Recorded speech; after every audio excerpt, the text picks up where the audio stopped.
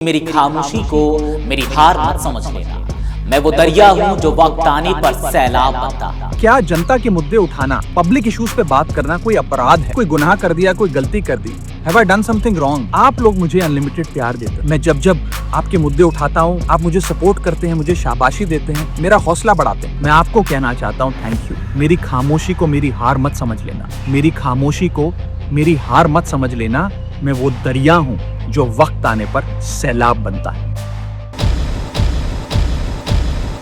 आम आदमी पार्टी यानी कि आप और राज्यसभा सांसद राघव चड्ढा के बीच तकरार अब सामने आ गई। इस मामले ने एक बार फिर आपके भीतर चल रही उथल पुथल को उजागर कर दिया। राघव चड्ढा ने सीधे तौर पर पार्टी के फैसले पर प्रतिक्रिया नहीं दी, लेकिन सोशल मीडिया पर एक वीडियो साझा कर इशारों में अपनी बात रखी। उन्होंने कहा कि मेरी खामोशी को मेरी हार मत समझ लेना। मैं वो दरिया हूं जो वक्त आने पर सैलाब बनता है। इसी बीच अब चर्चा होने लगी है कि राघव आम आदमी पार्टी से अलग हो जाएंगे या हो सकते हैं। ऐसे में आइए जानते हैं कि इस आप पार्टी से जुड़े वो कौन से बड़े नाम हैं जिन्होंने पार्टी को छोड़ा। इसके साथ ही ये भी जानेंगे कि वो कब और क्यों अलग हुए। दरअसल आम आदमी पार्टी के भीतर एक बार फिर अंदरूनी मतभेद खुलकर सामने आते नजर आ रहे हैं। इस बार मामला राज्यसभा सांसद राघव चड्ढा से जुड़ा हुआ है, जिनकी हालिया प्रतिक्रिया ने पार्टी की आंतरिक राजनीति को लेकर नई बहस छेड़ दी है। हालांकि राघव चड्ढा ने सीधे तौर पर पार्टी नेतृत्व या फैसलों पर हमला नहीं बोला, लेकिन सोशल मीडिया पर साझा किए गए उनके एक वीडियो ने कई संकेत जरूर दे दिए हैं। राघव ने अपने संदेश में कहा, मेरी खामोशी को मेरी हार मत समझना। मैं वो दरिया हूं जो वक्त आने पर सैलाब बनता है। मेरी खामोशी को मेरी हार मत समझ लेना। मेरी खामोशी को मेरी हार मत समझ लेना। मैं वो दरिया हूं जो वक्त आने पर सैलाब बनता है। उनके इस बयान को पार्टी के भीतर चल रही खींचतान से जोड़कर देखा जा रहा है। राजनीतिक विश्लेषकों का मानना है कि पिछले कुछ समय से राघव पार्टी के अहम मुद्दों पर अपेक्षाकृत शांत नजर आ रहे थे, जो अब इस बयान के जरिए सामने आया है। दरअसल पार्टी और राघव के बीच दूरी की चर्चा तब तेज हुई जब दिल्ली के मुख्यमंत्री अरविंद केजरीवाल जेल में थे और उस दौरान राघव लंदन में अपनी निजी जिंदगी की तस्वीरें साझा कर रहे थे। इसके अलावा लोकसभा चुनाव के दौरान भी उन्हें पंजाब की राजनीति से दूर रखा गया, जिससे अटकलों को और बल मिला। हालांकि पार्टी नेतृत्व इस पूरे विवाद को सामान्य संगठनात्मक प्रक्रिया बता रही है। आपके वरिष्ठ नेता संजय सिंह और नए उपनेता डॉक्टर अशोक कुमार मित्तल का कहना है कि यह बदलाव संगठन को मजबूत करने और अन्य नेताओं को जिम्मेदारी देने के उद्देश्य से किया गया है। अगर आपके इतिहास पर नजर डालें तो यह पहली बार नहीं है जब पार्टी के भीतर मतभेद सामने आए हो।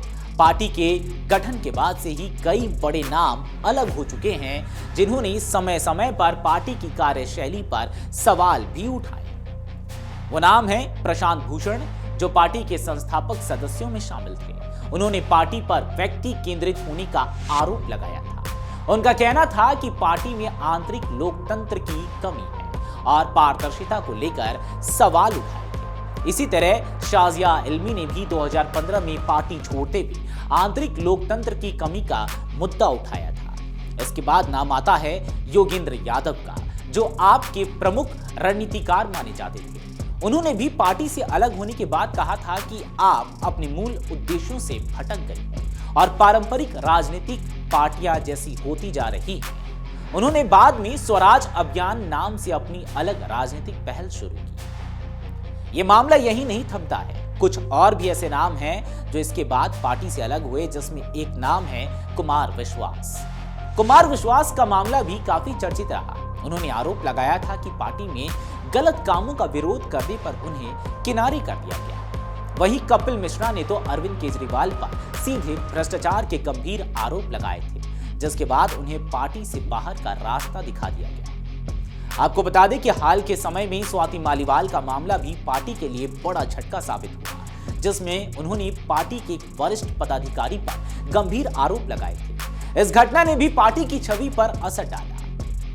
अब राघव का मामला सामने आने के बाद विपक्ष ने आपकी एकता और नेतृत्व शैली पर सवाल उठाने शुरू कर दिए हैं। विपक्षी दल इसे पार्टी के भीतर बढ़ती असंतुष्टि का संकेत बता रहे हैं। वहीं राघव चड्ढा ने अपने बयान में यह भी स्पष्ट किया कि वे संसद में लगातार आम जनता से जुड़े मुद्दे उठाते रहे हैं, जैसे महंगाई, टोल टैक्स, बैंक शुल्क, डिलीवरी कर्मचारियों की समस्याएं और टेलीकॉम कंपनियों की नीतियां।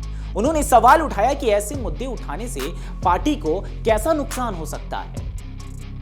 इसमें अगर आपने गौर किया हो तो एक ऐसा भी नाम है जो अब भारतीय जनता पार्टी में है और वो उसमें मंत्री भी है। मैं बात कर रहा हूं कपिल मिश्रा की। कुल मिलाकर आपके भीतर चल रही यह खींचतान आने वाले समय में पार्टी की राजनीति और रणनीति पर बड़ा असर डाल सकती है।